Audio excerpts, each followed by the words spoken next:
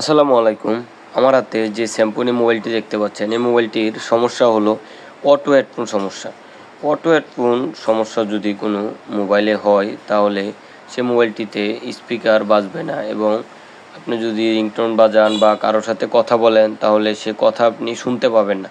তো এটা কিন্তু অনেক কঠিন সমস্যা বাটন মোবাইলের জন্য। এই সমস্যাগুলো হলে মূলত মোবাইল দিয়ে কোনো গান শোনা যায় না বা কারোর সাথে কথাও বলা যায় না।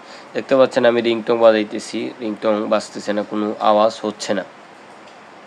তো এই অবস্থা থেকে আপনি কিভাবে অটো হেডফোন মোডটা সরাবেন এবং এই সমস্যাটা সম্পূর্ণভাবে সমাধান করবেন তা আজকের ভিডিওটি আপনারা দেখতে থাকেন, তাহলে বুঝতে পারবেন। আমি মোবাইলটা এখন খুলে নিতেছি। মোবাইলটি খোলার পর যে অটো হেডফোন সমস্যাটি রয়েছে সে সমস্যাটি চাইলে খুব সহজেই সমাধান করা যায়। সে সমস্যাটি সমাধান করতে হলে প্রথমে আগে অটো হেডফোন মোডের যে কোনো একটি লাইন থেকে কিপ্যাডের পজিটিভ যে লাইনটা রয়েছে সেই লাইনটা আমরা শর্ট করে দেখব যে কোন লাইনটা থেকে মূলত শর্ট করলেই অটো হেডফোন মোড সমস্যাটা চলে যায়।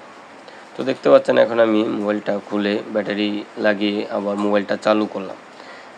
তো এখন অটো হেডফোন মোড সমস্যাটি রয়েছে। তো এখন আমি যে কিপ্যাড প্যাডটা যেটা রয়েছে সেটা আমি তুলে ফেলব।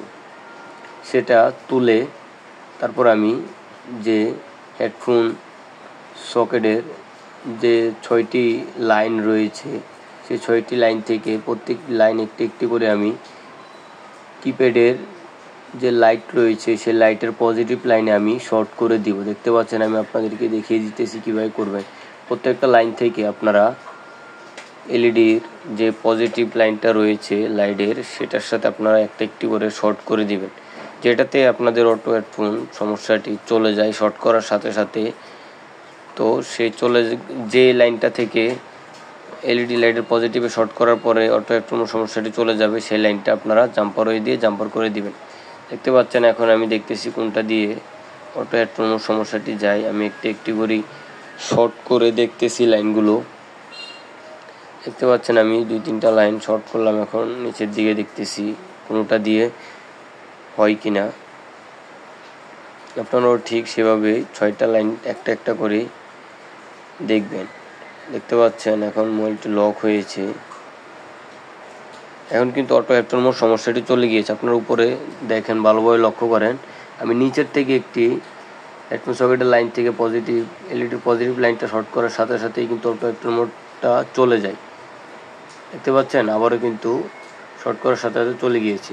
তো আপনারাও ঠিক যে লাইনটা দিয়ে গিয়েছে দেখতে পাচ্ছেন নিচের লাইনটা হেডফোনের এবং এলইডির পজিটিভ লাইনটা, এই 2টা লাইন শর্ট করার কারণেই কিন্তু অটো হেডফোন মোডটা চলে গিয়েছিল।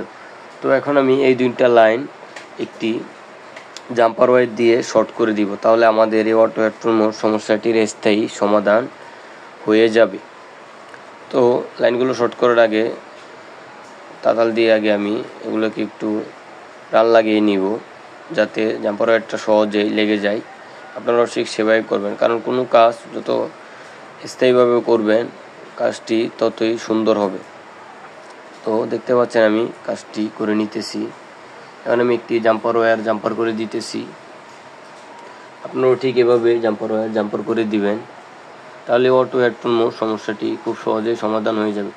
আমার এই ভিডিওগুলো মূলত নতুন টেকনিশিয়ান ভাইদের জন্য, যারা মোবাইল সার্ভিসিংয়ের কাজ নতুন শিখেছেন, এখন অনেক কাজ পারেন না, অনেক সমস্যা হয় আপনাদের। কোনো কাজে যদি আটকে যান তাহলে আপনারা ইউটিউবে ঢুকে সার্চ করেন, তাদের জন্য মূলত এই ভিডিওগুলো। কারণ ট্রেনিং সেন্টারে কিন্তু সব কিছু স্টেপ বাই স্টেপ যে কোনো কাজ কিন্তু শেখানো হয় না, ওরা মূলত বেসিক ধারণাগুলো দিয়ে দেয় এবং অ্যাডভান্স কিছু কাজ শিখিয়ে দেয়।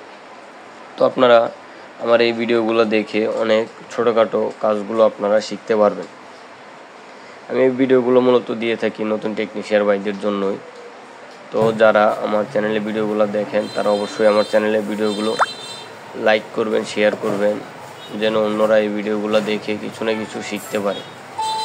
আমার এই ভিডিওগুলো মূলত অনেক শিক্ষণীয় ভিডিও, যারা নতুন মোবাইল সার্ভিসিং কাজ শিখতেছেন তাদের জন্য। আর যারা পুরাতন তারা তো এই কাজগুলো পারেন। দেখতে পাচ্ছেন অটো হেডফোনের যে সমস্যাটি ছিল সেই সমস্যাটি কিন্তু চলে গিয়েছে। এখন যদি আমি রিংটোন বাজাই বা যাই করি স্পিকার কিন্তু বাজবে।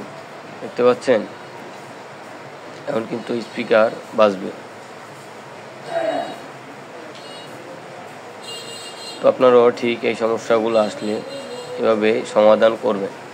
অটো হেডফোন সমস্যার সমাধান করা কিন্তু অনেক সহজ, এটা কিন্তু ক্রিটিক্যাল কোনো কাজ না, কিন্তু অনেকেই পারেন না।